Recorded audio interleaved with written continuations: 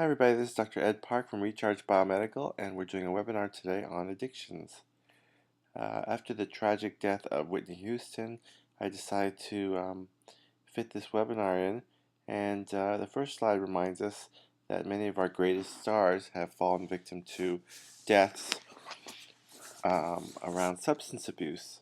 And I think a common theme would be people having trouble sleeping. So let's get into what causes addictions in general, and then how TA65 might be helpful in treating them.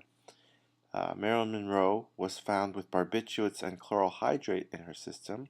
Chloral hydrate being the Mickey Finn that people talk about, Slippin' My Mickey, in the old Sam Spade, Philip Marlowe detective stories.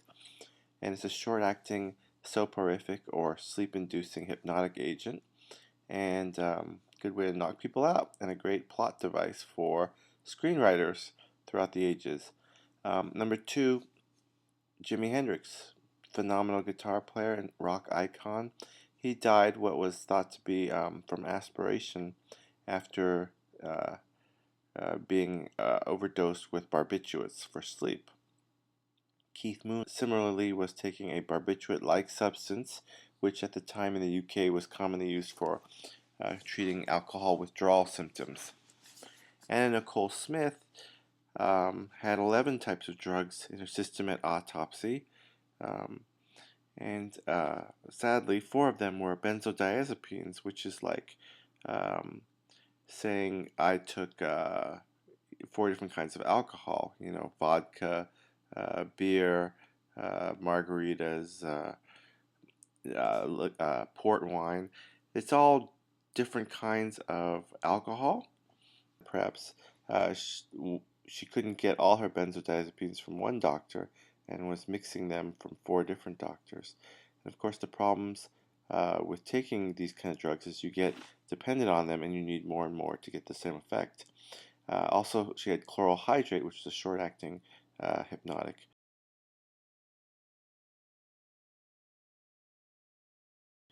Heath Ledger passed away with 2 opioids for pain relief and also possibly euphoria, and 3 types of benzodiazepines as well.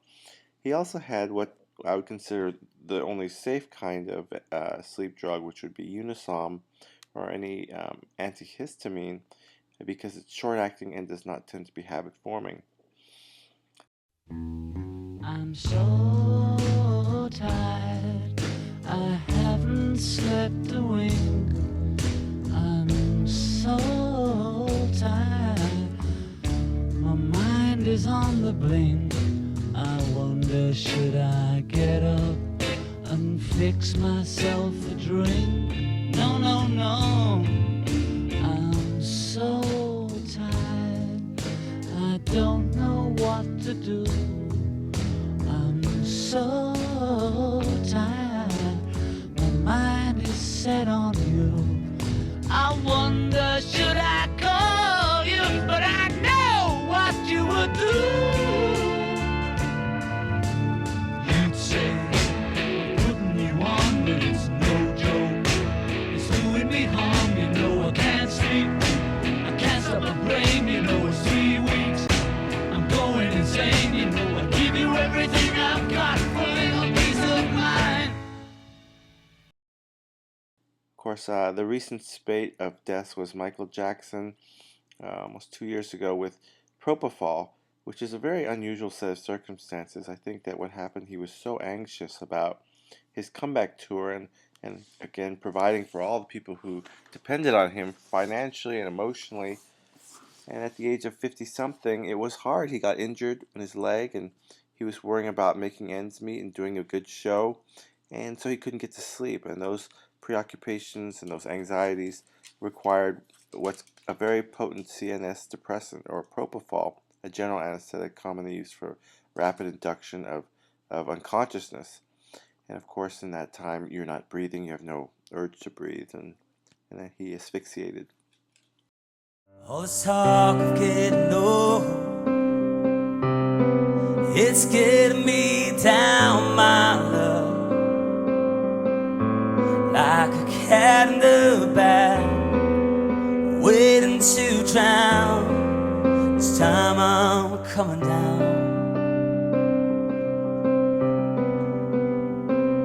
And I hope you're thinking of me as you lay down by your side.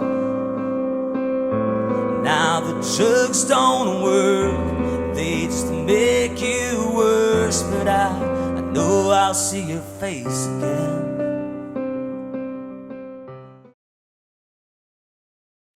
Whitney Houston died last week on with Xanax and alcohol in her system.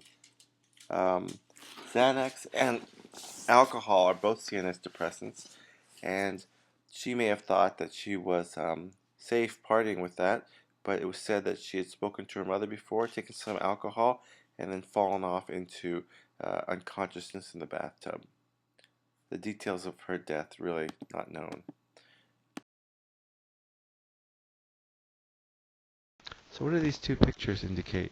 Well, the one on the upper right indicates a bouncing ball, which is meant to say that there's no conservation of ups and downs when you're taking these medications. If you take coffee to go up, you're going to crash afterwards. And so you don't get exactly what you put into the system. If you take a downer, you're going to bounce back up. And so you have to be very careful when you're manipulating your states of arousal. A good example would be a glass of wine before bedtime. It suppresses your glutamine, and then about 2 a.m., the glutamine bounces back, and you're in a situation where you're wide awake. On the lower left, we see a good metaphor for a physician and a patient. The patient saying, "Hey doc, I need to get up to do stuff." Well, of course, you're going to get launched, but there's going to be a comeuppance. You'll have to come back to the ground, and that's of course the quandary that gets into all these celebs and also normal people when they start asking for things, and physicians often become great enablers. We can get into severe trouble. So what exactly is an addiction? Well, the authority on this is the Diagnostic and Statistical Manual of the American Psychological Association, and it defines it as when an individual persists in the use of alcohol or other drugs despite problems related to use of the substance, substance dependence may be diagnosed. Compulsive and repetitive use may result in tolerance to the effect of the drug and withdrawal symptoms when use is reduced or stopped. So the key components here would be a compulsion or a need to do it over and over again. Tolerance, meaning it often, not always, requires more of the drug or the fix to get the high. And definitely withdrawal symptoms, meaning discontinuation causes a lot of problems. So when I put together this webinar, I was thinking, what really is an addiction? And some people say, well, I'm addicted to watching The Bachelor, or, I'm addicted to a lot of different things. Well, let's think about what an addiction is. And in my opinion, an addiction is not ego dystonic. So, for example, ego dystonic means you don't consider that a part of who you are and what defines you, and it's upsetting to you. So, if you are going to Starbucks and buying your latte and walking around with a fancy cup of coffee, that feels good to some people. Whereas if you're going to the crack house and scoring a rock of crack, that might not be who you consider yourself to be. People who obsess over certain hobbies, if they don't mind the hobbies, they wouldn't consider them addictions. Secondly, an addiction is not antisocial. Having a sixth of a bottle of Cabernet with friends would be considered quite social, whereas drinking Long Island iced teas on a Tuesday morning would be very antisocial if done so alone in a bar by the docks.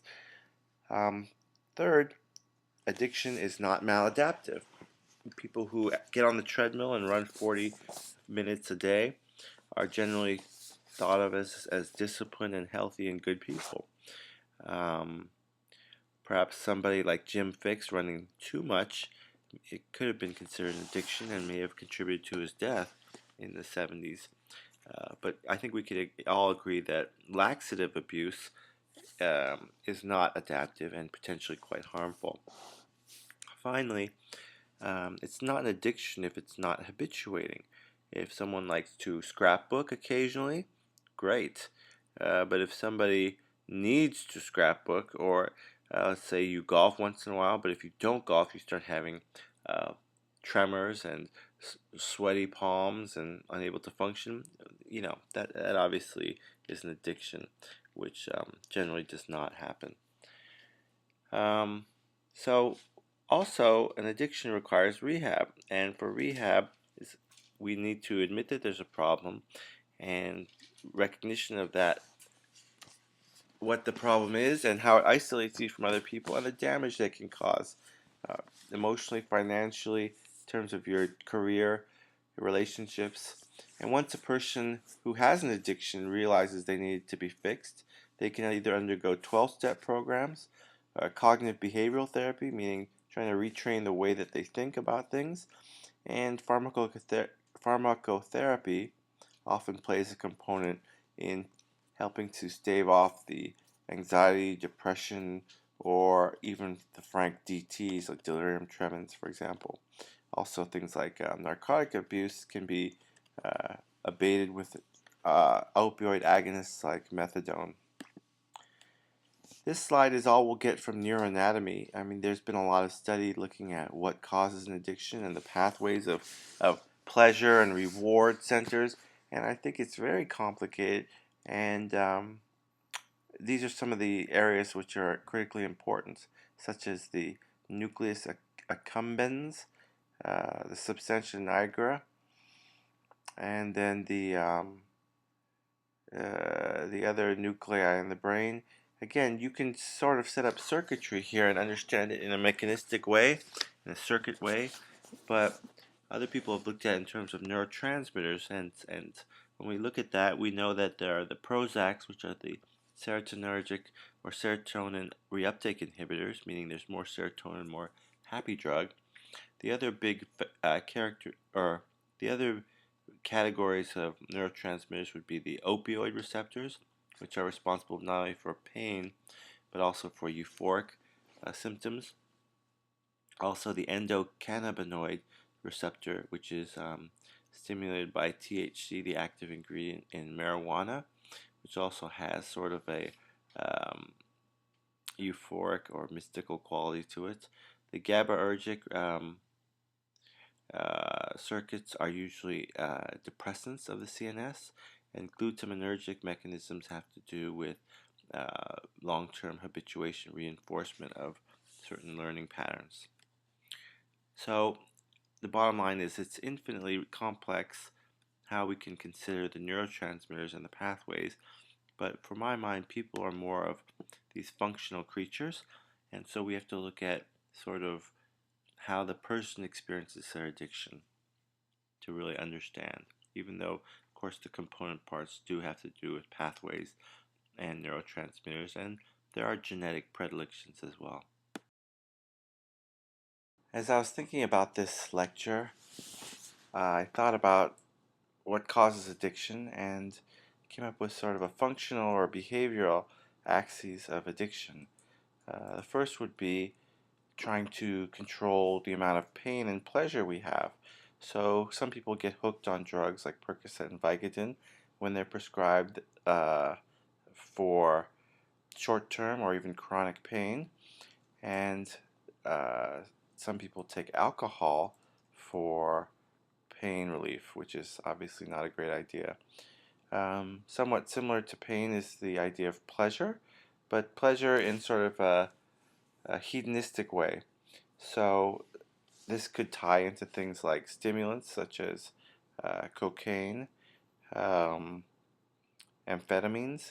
Also, some people find pleasure in sex or danger, and there's a particularly interesting drug called MDMA, which is popular in the youth culture for the last 20 years, where people are supposed to feel intense ecstasy and intimacy with other people. And so these are ways of controlling our amount of pain and pleasure. Secondly, people use drugs for controlling their level of arousal, such as the need to sleep or the need to be alert.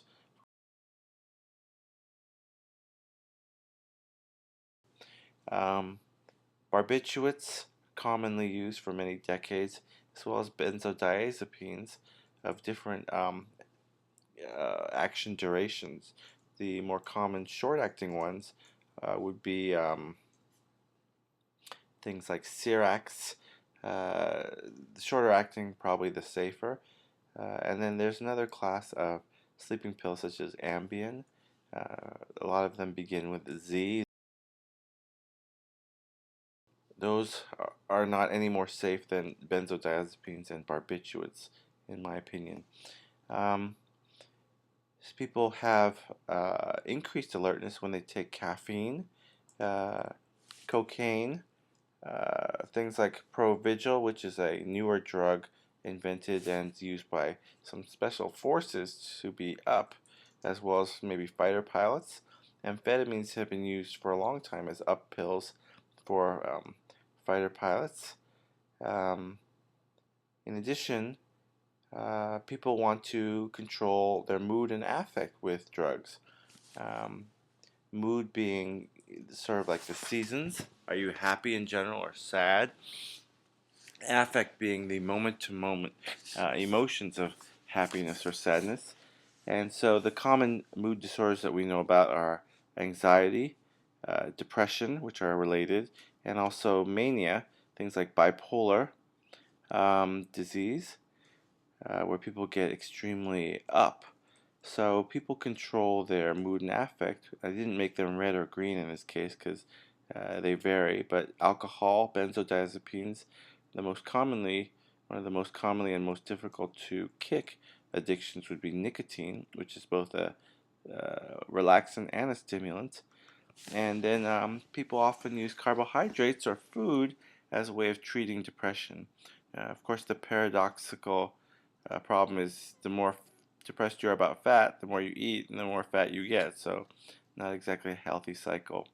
And since the invention of Prozac and its related substances, people have been given selective serotonin reuptake inhibitors for depression, sort of as commonly as PEZ, in my opinion, in an attempt to treat existential sadness. But that's kind of the state of affairs we have. Finally, people take drugs on a functional behavioral level to modulate their social uh, happiness, such as peer and family support, financial support. For example, people who are workaholics might be looking for increased social support or recognition. People who are in the performing arts, such as athletes or actors, comedians, musicians, they might find such a high out of performing live that they continue on well past the prime of their careers. Um, Commonly, teenagers or some people use recreational drugs in order to fit in or to have that peer support. And other people, for financial reasons, get addicted to gambling and the excitement or the reward that it might promise. Other people have addictions to shopping and a sort of perverse need to spend money as a reflection of some kind of financial neuroses, shall we say. This next slide is meant to illustrate that sleep is at the key part of a lot of these addictions and a lot of the celebrity deaths. And when we think about what sleep really is, it's kind of like taking the Etch-a-Sketch, the magic Etch-a-Sketch, and shaking it so that all the sand settles off into whiteness. In the top left, somebody has thoughtfully gone and reimagined Salvador Dali's A Persistence of Memory and put a bologna sandwich in there, it looks like, with a cherry on top. Nice touch. One of the more prominent theoretical physicists is shown on the right. But this is what our brain does. It lays down tracks of memories, of meanings, and it needs to be cleaned out at night. So when you're in a chronic state of anxiety, depression, just morbid neurotic preoccupation with the problems of life, we don't sleep well. In addition, if you have sleep disorders, such the most commonly known one being obstructive sleep apnea, people can literally be awoken uh, by asphyxiation, 10, 20 times an hour. How deeply can you go into unconsciousness in that situation? Not very deep. On the bottom left, we see a hypnogram, which is a representation of the brain waves as a person went through their night of sleep. And what's notable here is that in the first 2 cycles, you go to stage 3 or 4 sleep, which is when the brain waves are the slowest and when the body is actually physically paralyzed. And it's my belief that because growth hormone peaks at this time, this is really when the body is physically shutting down and copying a lot of things like nerves and muscles and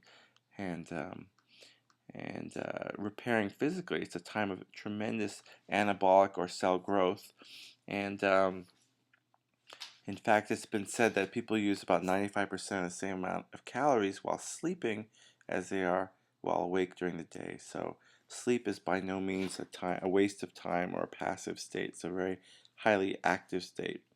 In the latter 2 to 4 cycles of the evening, we spend half the time in REM sleep, which is procedural memory time, meaning, let's say you put down 10,000 new brain cells a night in order to carve in the memories into your mind like an Etch-a-Sketch, people you meet, phone numbers, events, but the dreaming that happens prominently in REM sleep or rapid eye movement sleep is procedural memory. It's when the actual running of the programs of your mind, of the feelings, the thoughts, the worries, the ambitions, the neuroses, all these things in your mental, emotional, spiritual life come together and they're assigned meaning. Perhaps this is one of the reasons why people say don't ever go to bed angry with your spouse, or on the other hand, if you want to solve problems, go to sleep on it, think about it, because there's a lot of things that your conscious and subconscious are able to work out while you're sleeping. And the lower right is a representation. Anybody who's ever worked on their PC computer knows that this is what happens when the the memory is fragmented. Let's say you have a file and it's saved a little bit here on the disk and a little bit there on the disk. These red bars indicate that the memory is highly fragmented and hence inefficient to access and slows down your computer. So you can go to a Circuit City and pay the Geek Squad or whoever or Best Buy. There is no Circuit City. You can go to Best Buy and they'll charge you money just to run this silly program, which is part of the Windows operating system. Well, that was made that way because Windows wanted you to have to pay somebody to do that. Of course, the Mac operating system defragments itself. So why do we talk about this in context of sleep? Well, because sleep is really defragmenting as well. It's reordering and it's organizing, and that's why it's so restorative. And at the key of all these deaths by addiction, people are trying to get to that sleep and that restoration, but unfortunately the things that they get in their systems, like the benzodiazepines, the alcohol, the opioids, the Ambiens, it's actually wrecking the ability of the mind to go into this slow wave sleep and then into this rapid eye movement dreaming sleep. And so you don't really get that healthy healing of the mind. Conversely, when people take TA65, they tend to remember strange things from the past, and it's almost as though fragments are being put together, looked at, re-examined, and refiled in a more organized fashion. So one of the common reports is that people dream about things, places, events that they haven't thought about for a long time, and to me that's kind of like a spring cleaning of the mind, which is very good and a positive sign that the TA is working. Other observations from TA patients, meaning telomerase activated patients, in this case TA65 that I've been taking for over 4 years and that I've been prescribing for over 3, My experience is that people have no psychotropic action. I've never had anyone say to me that they felt high or euphoric from it as an immediate side effect of taking it. So the nice benefit of that is there's no compulsion to take it. You can go on a vacation, forget it, doesn't matter. Whereas things even like antibiotics or hypertensive medications, they don't work unless you have a steady level, and they can be counterproductive if not taken on a regular basis. Because there's no psychotropic action, there also is no tolerance to it. So the one capsule is going to have no effect. So likewise, we used to take 12 capsules or its equivalent. Again, no tolerance. And because there is no psychotropic effect, there's no withdrawal. Forgetting to take it, absolutely no effect. As I mentioned before, the sleep improves in terms of its dreaming, but also the restorative quality. So people often report waking up very refreshed. Now, having said that, it's not a soporific. It doesn't put you to sleep per se, but there is an element of conditioning and placebo in that when you're used to getting a good night's sleep, after you take it, I think your body and your mind does anticipate that good sleep. Now, some people in the initial induction, when they first take it, seem to get drowsy, but to me, that's the whole system requesting a shutdown. So, oftentimes, people who take it in the morning will start to take naps in the early afternoon when they've never done so before, or even in the morning. Empirically, one report that's common is about day 4, if the dosing and absorption is adequate, a euphoria can settle in. It's not a euphoria like a high or like a reckless manic episode. It's just you feel calmer and happy for some reason. Cravings lessen for food, caffeine, and alcohol, as will be evidenced later in the testimonials. And again, people just report feeling clear. Very common report is they just don't find that things that used to bother them anymore, which is a very nice side effect. Part of that could be attributed to what I call the upward spiral, meaning people start to feel better, sleep better, exercise, lose weight, look good, be more productive, make more money, and have better relationships. And so the whole thing starts to go up. And that, of course, would be the opposite of the downward spiral, where people get fat and depressed and anxious and don't sleep well. Another nice effect of taking TA is a decreased dependency on SSRIs or Prozac, Zoloft-like drugs for mood stabilization. And for more information, you should look at podcast number 18, which we did on depression.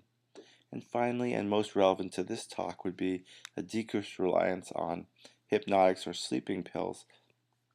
And for more information on that, please see podcast number 9 on sleep.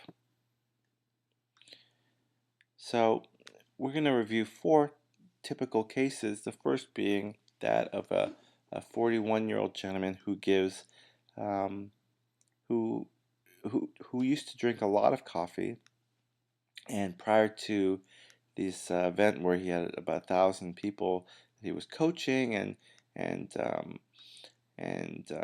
talking to, he would usually take a bunch of coffee and be burnt out by the end of the weekend. But this story illustrates that he and his team observed he wasn't drinking coffee, he was sleeping well, and didn't get that extreme burnout. And the game changer was I made the decision to take 4 to 5 during the day. Yeah, good job. Yeah, just to see if I noticed a measurable improvement in my ability to perform in front of a crowd of that size. Oh, my God, yeah. And I can tell you, the difference is, as I told you, I'm not taking any other supplements right now, so I stopped all supplements about 30 days ago.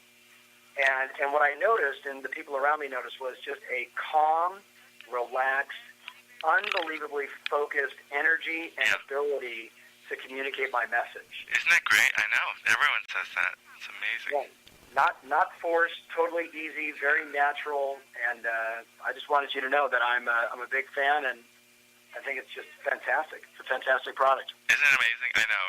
And it happens pretty quickly, doesn't it? Like towards the end of the first week, you just feel calm, right? I mean, just. And that's big because I'm a coffee drinker by nature, and I've been moving away from coffee, and Oh yeah. I take a lot of supplements to all these things that we need, or at least told that we need to work out. Nah, you don't need any of that. You just need this stuff because it makes you like high, but there's no euphoria. You know what I mean? It makes you fast, but it's not speedy. It just makes you more of you, right?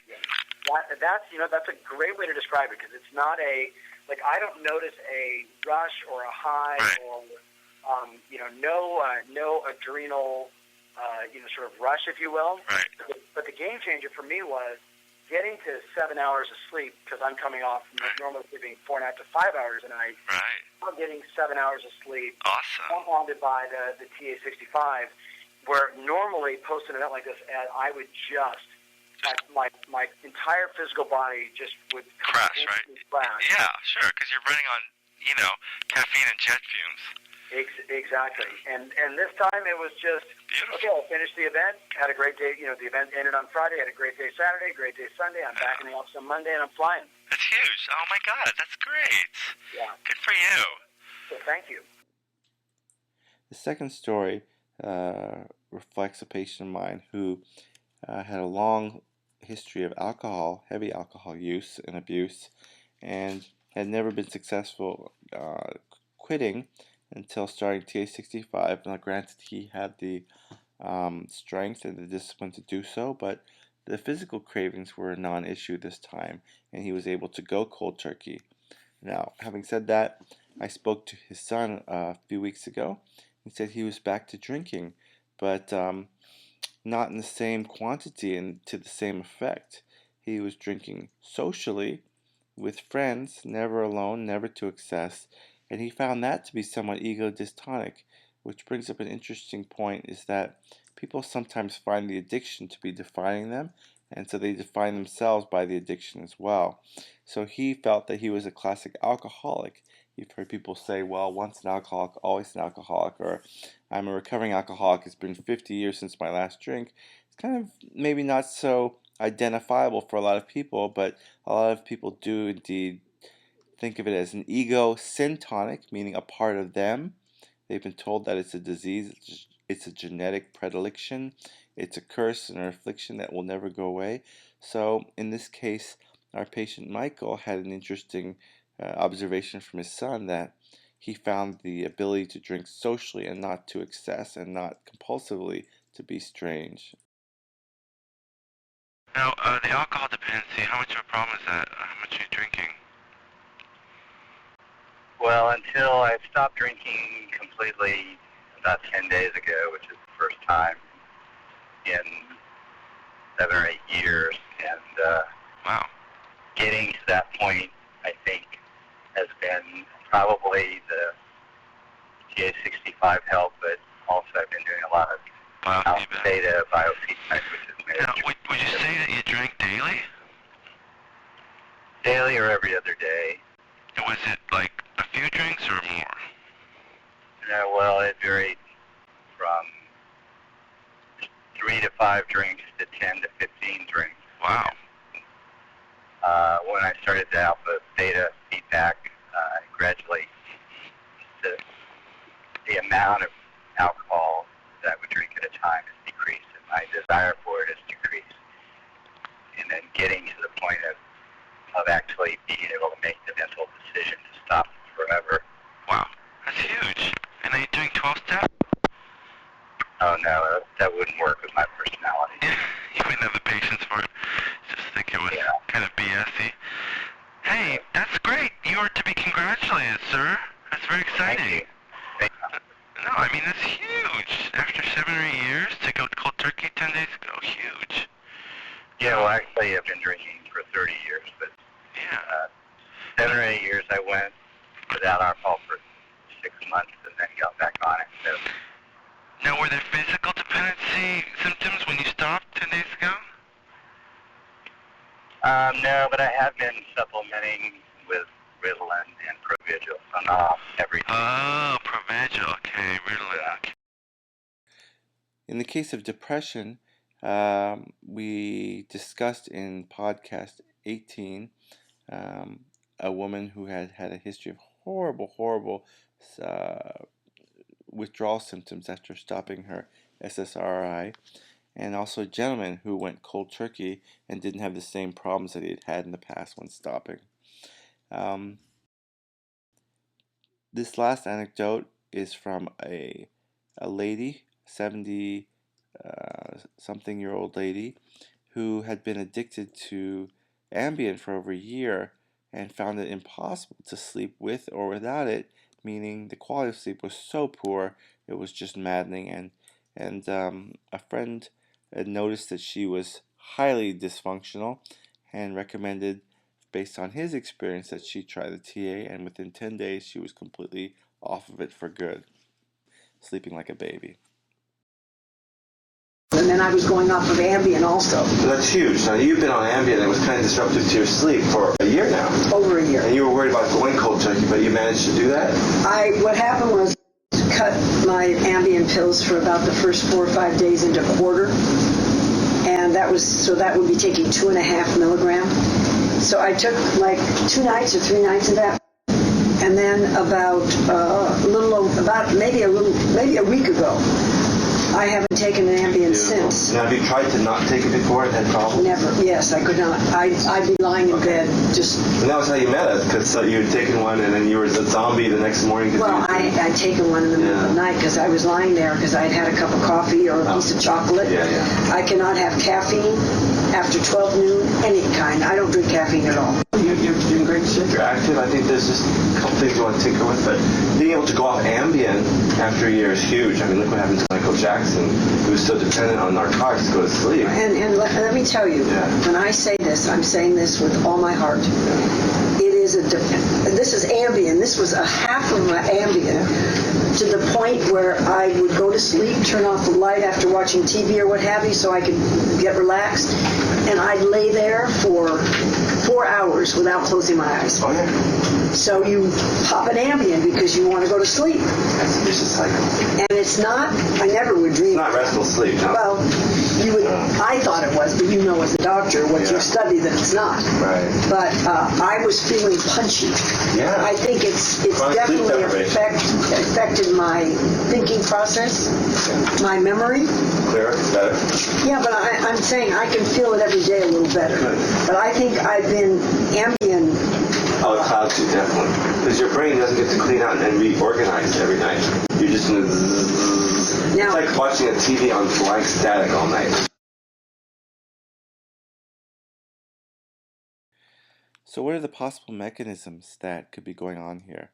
Well, first could be sort of energy-based mechanism, meaning a lot of people mention that they feel warm, or they feel energy or healing, or something like that going through their body, which would be likened to the Chinese concept of qi, or the Ayurvedic concept of prana, or the breath of life.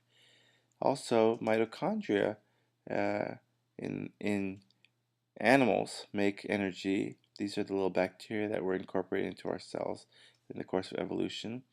And in the plants, there would be, of course, the chloroplasts that do the photosynthesis. But these are literally the power plants, and perhaps there's some healing of the mitochondria going on there as well. Interesting, we saw the movie Phantom Menace recently, me and my sons, and George Lucas used a concept called midichlorians, which was obviously a borrowed reference from mitochondria and chloroplasts, to say that Anakin Skywalker, the future Darth Vader, had the highest midichlorian count he'd ever seen. So, indeed, the energy present in our cells may be improving. Second more likely cause would be a cellular stochastic explanation. And what I mean by that is the cells that are good could be overwhelming the bad cells. Stochastics being study of numbers, say in this case, the overwhelmingly healthy and rapidly reproducing cells they outnumber the damaged ones that don't reproduce as efficiently. Thirdly, I believe there's a strong cellular apoptotic component going on, meaning that the cells, and especially the stem cells that are damaged, are not able to kill themselves, which is a primary function of why they exist. I'd refer you to podcast 5 to understand more about that. But think of it like a drawstring in your gym shorts or in your sweatshirt. If the drawstring gets pulled all the way in or halfway in, you can't get the other end to manipulate that string. I believe that what happens with the telomeres is that they are the ends of the chromosomes used to separate every time a cell divides, and when the numbers are not correct, the cell wants to kill itself, but for some reason it can't. So I believe that the ability to activate telomerase and lengthen these telomeres allows the cell to finally undergo the last stages of cell death. And there are plenty of examples of the kind of permanent change that can only be explained by death of damaged stem cells, such as my profound weight loss at about 4 months. Functionally, there might be better neuroanatomical communication, and the little granules of neurotransmitters such as serotonin, norepinephrine, they might be plumper and healthier as the cells get healthier. Also, the receptors that are a big part of that whole dance of the granules being released and detected and acting, the receptors could be regulated better.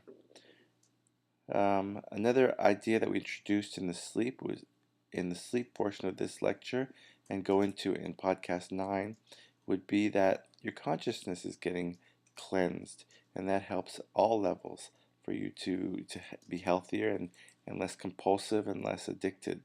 And that would probably be facilitated through improved sleep, and again, the defragmenting and the cleaning out of the mind on a nightly basis. Finally, another thing would be a spiritual healing, or kind of a hopefulness, which is commonly borne out in the expression that people use when they're talking to me. They say they're looking forward to playing the best golf or they've ever played, or they're looking forward to becoming students in Italy and moving there. Looking forward to having a child at 43, in the case of a patient of mine who became pregnant after many years of infertility. And so there's a relinking of the self. As we get on and become less hopeful, more fragmented and despondent, the self becomes isolated. So when we look at the word origins of religion, it really means to relink, religio, and that's really what we're talking about here, which was something I glossed over in the earlier slide. But in past years, people were addicted to religion, and maybe less so in our secular modern society, but religion really served as the basis for many of these functional behavior axes of addiction, meaning people would get into an ecstatic state by meditating. Some people would flagellate to be in the pain to experience the passion of Jesus. Arousal, certainly alertness. Some people read the Bible to go to sleep. Other people find it very interesting and stimulating. People find tremendous hope to deal with their depression or angst. And so it's a way of controlling your mood and affect by trusting over to a greater power, and helps with that. And socially, of course, the relinking provided by religion provides a deep connection to other people and to God and to a greater purpose, which was very, very helpful. And religion also, arguably, people who are in religious groups tend to do business with each other, and that could be helpful too. We certainly know people who use the church as a way of enhancing their business and also their social relationships. So can people become addicted to religion? Most certainly. And some people have argued that with the decline of religious nurturing or fulfillment, people have become more addictive in their tendencies with regard to substances and other bad behaviors such as sexual addiction. I want to close with this last quote. It was taken from a gentleman, Mr. Peter Morel, who came up with a Buddhist. I want to close with this last slide or two about a Buddhist view of addiction from a website by Peter Morel. referenced on the slide. And the reason I bring this up is because oftentimes people who don't have strong addictions don't understand how a person can do these things to get their drug or their fix, how they can alienate their family or leave children abandoned to go score crack or sell their bodies to have heroin. And I think that for those people, perhaps this explanation holds a little bit of wisdom, um, and it draws an interesting parallel. So here goes. In all addictions, the person has an ambivalent or blurred grasp of cause and effect, of power and powerlessness. They exert power over their habit, but also let and ultimately crave for it to have power over them. To an extent, Buddhists and addicts seem to share some similar perspectives on the world. They both tend to see the transient and fleeting nature of the self and phenomena as being an experience central to their worldview, a view almost utterly obscured to normal people. The self dissolves into nothingness, and the world is consumed by their emptiness. By contrast, the addict is not grounded in deep love and compassion for the self and the world, and is not on a path of self-improvement. Their vision is an essentially pessimistic one, while the Buddhist view is predominantly peaceful, hopeful, and optimistic. The addict's view is also harmful to self and others, while a Buddhist view is based upon respect and non-harming, love of everything. And though the addict, like the Buddhist, has apprehended the empty and dissolving nature of reality, they do not use that profound insight to construct an inner world of pure forms founded in love and compassion. The addict is essentially leaning on the crutches of their illusions, while the Buddhist leans on nothing, accepts the world just as they are, and gets along on a path of continuous self-improvement. Buddhism can help addicts in several ways. Firstly, it encourages moderation, abstention, and self-control. And secondly, it encourages a sense of self-identity, not based on desires, but upon self-fulfillment and self-respect.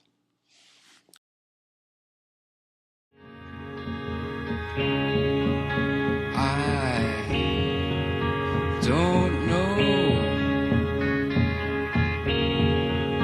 just where I'm going,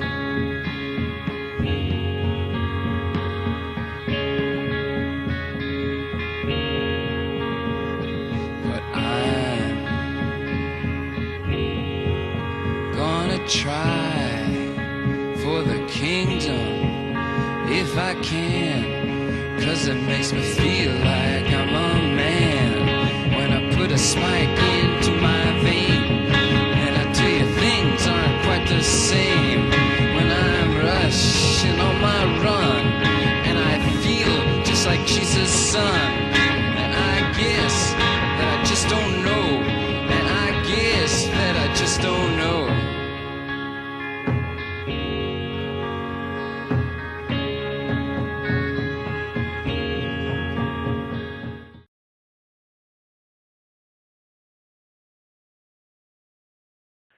Okay, so we've thrown a lot of things out here. Is there anybody that wants to make a comment or have a question or challenge something?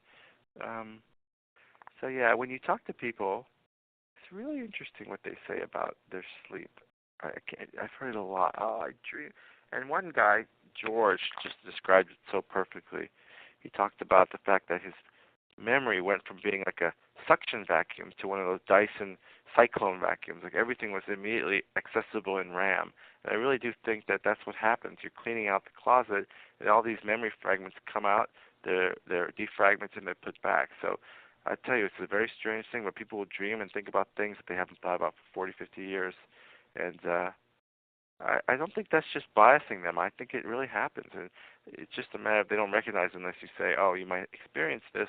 And when it happens, they go, oh, my God, you're right, that did happen. Robert asks about sugar. You know, arguably sugar is an addiction. Carbohydrates shoot up your blood sugar, and there's a certain euphoria from that. And people like the satiation of eating.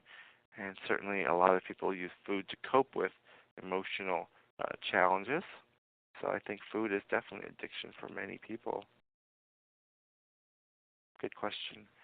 Oh, Dwayne has a question. Does science know how TA65 influences good health besides increasing telomere length? Some of what I've put in here is speculation based on clinical experience. So I would bet that this is not too far from true. Otherwise, I wouldn't say it. But the monolithic science is going to be very slow to coming to TA, I think. Although, every day I get more and more alerts over my Google about that's something you should do. Send up a Google alert, and every day Google will email you stories about telomeres. Okay. Hi, John. You're on. Hello, is this Dr. Ed? Yeah. Hi, John. How are you doing, sir?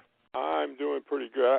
I'm a drug and alcohol counselor in Mississippi, former high school and college teacher, and I've been looking into something called FBJ murine osteosarcoma viral oncogene homolog B, better known as phosgene B, a protein that usually is found in the nucleus accumbens and builds up and is believed by a Yale study to cause gene expression in the forms of cravings and things like that. Are you familiar with that?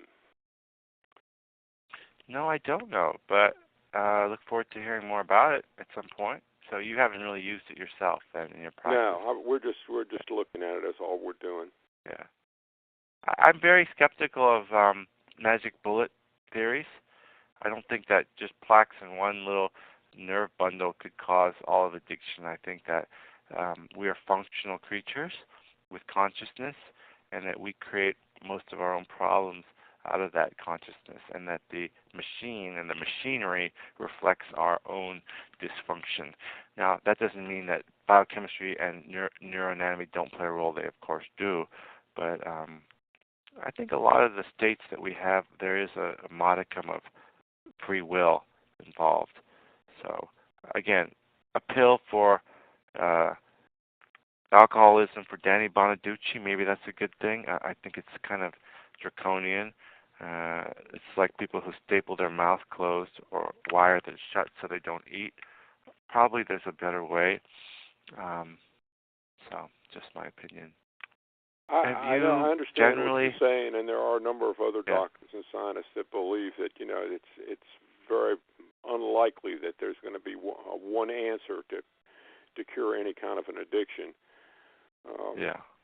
The thing I always go back to is that so many people say that the only way an addict can be cured is they have to want to be cured first, or I think so. Call that reaching rock bottom.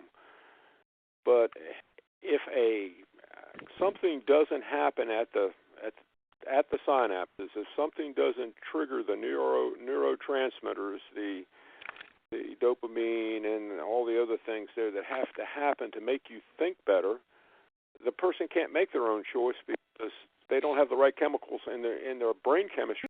I agree with you. I don't think it's an either or. I think that the conscious mind can influence those neurotransmitters to an extent. But I do believe in what this gentleman, Peter Morrell, said, which is that the addict leans on the crutches of these things, and just on the way out, they lean on the crutches of these pharmacotherapies.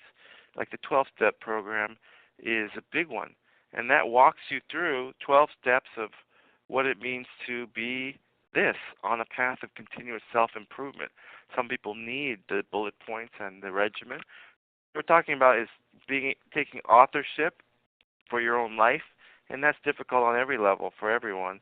I think people have struggles with their addiction to reality. People have a version of reality which is dysfunctional, or a material version of reality which is not helping them on their journey. So I think one of the biggest addictions people have is to the material world, don't you?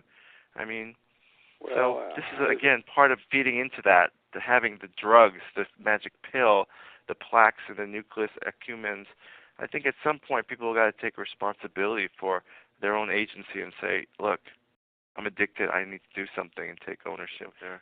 Well, there's one thing I teach differently than a lot of drug counselors do, and I try to teach anyone not to say this is my addiction, Because when you say something is yours, that means you own it, and you're going to have it, and you're going to possess it, and you're going to try to keep it. You do not want to say, my addiction. You can say, I have a chemical dependency problem, and I'm trying to get rid of it. But don't claim it and possess it so closely to yourself as to say it's mine. I think that's a horrible thing. Isn't that interesting? I think that's a great point.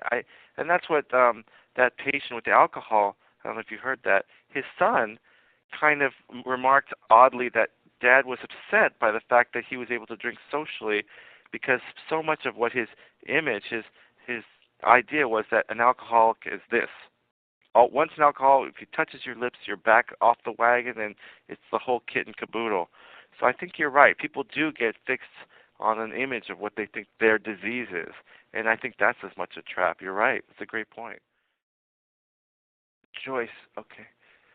Joyce asks, could TA65 help my daughter get off a pain patch, even if she believes she is not addicted?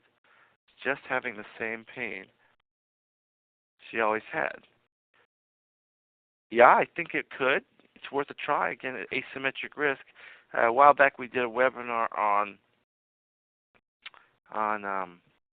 Parkinson's, and the gal on that had such bad back pain. She was taking a fentanyl patch, and that's probably what your daughter is taking.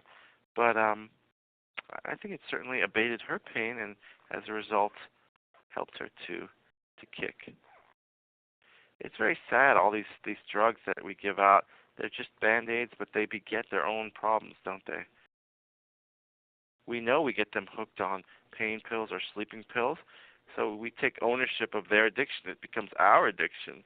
Hey, we got them there. We can't just leave them high and dry, so to speak. So we're not high. Dry. Joyce says they tell her daughter she's not addicted because she is not increasing the dosage. Okay, fair enough. Part of the tripod of addiction is not only compulsive but tolerance and withdrawal. But she's got 2 out of 3, and as Meatloaf said, 2 out of 3 ain't bad. She's got the compulsion and the withdrawal. So yeah, maybe she's not increasing the dosage, so the tolerance is not the issue. But let's see what happens if she takes off the barn. It's not going to be pretty. So it's definitely worth a try, Joyce. That was the point of the 3 anecdotes, and there's many more. I think that the TA65 helps to stabilize the brain and the body and just gets you in a better direction. And that's why I did this webinar, because Whitney Houston, everyone's talking about dependency.